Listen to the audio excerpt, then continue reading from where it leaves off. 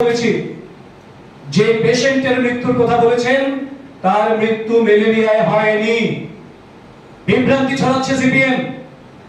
তিনি ডায়রিয়া নিয়ে ভর্তি হয়েছিলেন এবং ডায়রিয়াল ডেথ হিসেবে সেটা প্রাথমিকভাবে চিহ্নিত।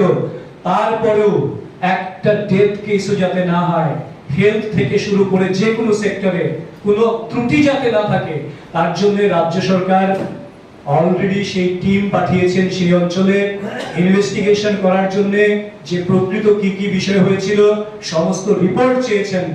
এবং রাজ্য সরকার প্রত্যেকের স্বাস্থ্য বিষয়ে এতটা সচেতন, তার জন্যই প্রতিটি জেলা হাসপাতাল থেকে মহকুমা হাসপাতাল থেকে শুরু করে রুরাল হসপিটাল সমস্ত জায়গায় হেলথ ইনফ্রাস্ট্রাকচারকে ঢেলে সাজানো হয়েছে।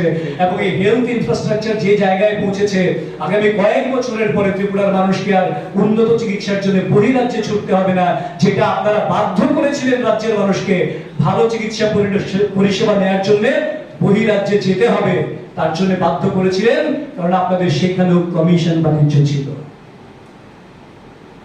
তারপর আইন শৃঙ্খলা নিয়ে কথা বলছেন, ভারতরত্ন ক্লাবের সম্প্রতি সংঘটিত হওয়া ঘটনা নিয়ে।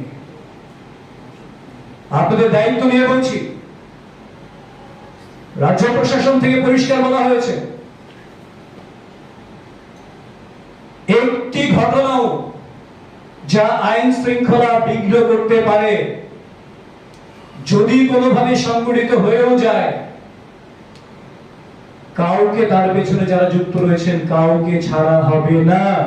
এবং অতি দ্রুততার সঙ্গে তৎপরতার সঙ্গে পুলিশ প্রশাসন রাজ্য প্রশাসন সেই কাজটাকে হাতে নিয়েছে, যার জন্য একের পর এক গ্রেফতার হওয়া, তাদেরকে আদালতে সোপর্দ করা এবং সর্বশেষ যাকে বাইরে থেকে গ্রেফতার করে দুজনকে নিয়ে আসা হয়েছে সেই সম্পর্কে আপনারা বিস্তারিত জানেন। কাজেই ঘটনা সংঘটিত হওয়া সেটা দুর্ভাগ্যজনক, কিন্তু এই ঘটনাকে নিয়ে রাজনীতি করা এটা আরো বেশি দুর্ভাগ্যজনক এবং নিন্দনীয়, ধিক্কারজনক। এটা আপনাদের সময় ছিল কোন ঘটনা সংঘটিত হয়ে গেলে ফাইল চাপা পড়ে থাকতো, তার রাজনৈতিক রং দেখা হতো। এটা ভারতীয় জনতা পার্টি ত্রিপুরার সরকার, যার কোনো রং দেখবে না, কোনো ক্রিমিনাল সেখান থেকে পার পাবে না। স্বচ্ছতা নিয়ে, কারণ আমাদের কমিটমেন্ট, আমাদের সরকার ভারতীয় জনতা পার্টির সরকার স্বচ্ছতা নিয়ে, সুশৃঙ্খল ব্যবস্থা নিয়ে, জনগণের প্রতি দায়বদ্ধতা দায়িত্ব নিয়ে রাজ্য প্রশাসন চলবে।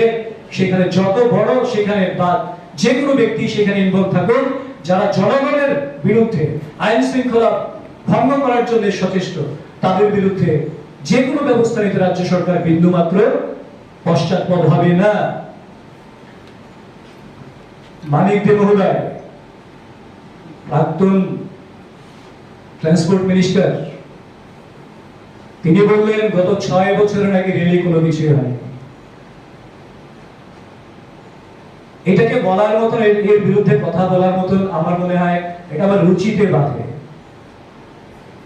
রাজ্যবাসী এটাকে পাগলের প্রলাপ বলেই বিবেচনা করবেন আমার মনে হয়, কারণ গত 2018 সাল থেকে 24 সাল 6 বছরে রেলে কিচ্ছু হয়নি, রেল যোগাযোগের কোনো অগ্রগতি হয়নি। এটা যিনি বলতে পারেন তাকে রাজ্যবাসী জিজ্ঞেস করবে। আরেকটা বিষয়, অধ্যক্ষ নিয়ে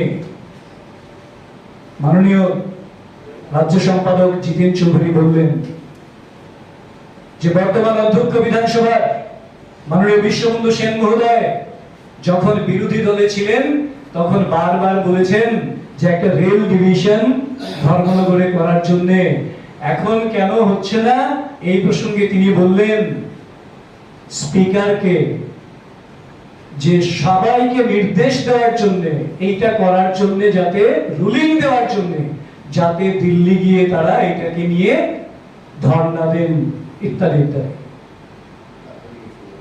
একজন দায়িত্বশীল রাজনৈতিক ব্যক্তিত্ব হিসেবে তিনিও সাংসদ ছিলেন, সংবিধান বিরোধী কথা তিনি বলতে পারেন না। বিধানসভার অধ্যক্ষ কি রুলিং দেবেন সেটা বিধানসভায় আলোচনা হবে, সাংবাদিক সম্মেলন থেকে সেই কথা তিনি বলতে পারেন না। এটা তীব্র সংবিধান বিরোধী। এটা প্রমাণ করে যে গণতন্ত্রের উপর তাদের কোনো আস্থা নেই। তারা থাকলে হয়তো সেই ধরনের রুলিং দিয়ে দিতেন, এটাতে তারা অভ্যস্ত হতে পারেন। কিন্তু ভারতীয় জনতা পার্টির সরকার যেহেতু সংবিধানে বিশ্বাস করে, আইনের শাসনে বিশ্বাস করে, কাজেই এই ধরনের বক্তব্যের তীব্র নিন্দা এবং আপত্তি জানায় ভারতীয় জনতা পার্টির সরকার। আরেকটা বিষয়ে তিনি দৃষ্টি আকর্ষণ করেছেন, একটা সাম্প্রতিক একটা দুর্ঘটনা, দেবরাজ দেববর্মা, বলা হচ্ছিল কোঅপারেটিভ ব্যাংকে, স্টেট কোঅপারেটিভ ব্যাংকের পরীক্ষা দিতে গিয়ে তিনি প্রাণ হারিয়েছেন দুর্ঘটনায়। অত্যন্ত দুর্ভাগ্যজনক ঘটনা, আমরা দুঃখ প্রকাশ করছি। কিন্তু তার সঙ্গে তিনি যে দাবিগুলি করেছেন যা ঘটনার সঙ্গে সঙ্গতিপূর্ণ নয়, তার জন্য এই ঘটনা দুর্ভাগ্যজনক, দুঃখজনক হওয়ার পরেও সত্যটাকে প্রকাশ করা আমাদের দায়িত্ব।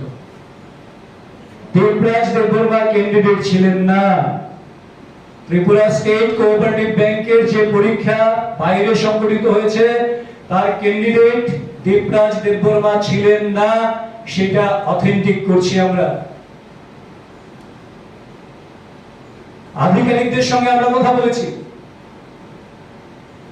ওনারা স্পষ্টভাবে জানিয়েছেন উনি পরীক্ষার্থী ছিলেন না, এবং পরীক্ষার্থীদের জন্য কি কি ব্যবস্থা গ্রহণ করা হয়েছিল সেগুলি সব আপনারা জানেন, আমি চর্বিত চর্বণ করব না। কিন্তু এটা পরিষ্কার করলাম, এবং সেই সঙ্গে এটাও বলছি যে 5 জন সেই দুর্ঘটনায় আহত হয়েছেন যারা পরীক্ষার্থী ছিলেন, তাদের জন্য সরকার থেকে, স্টেট কোঅপারেটিভ ব্যাংক থেকে আধিকারিকদের পাঠিয়ে তাদের চিকিৎসার প্রাথমিক ব্যয়ভার সমস্ত কিছু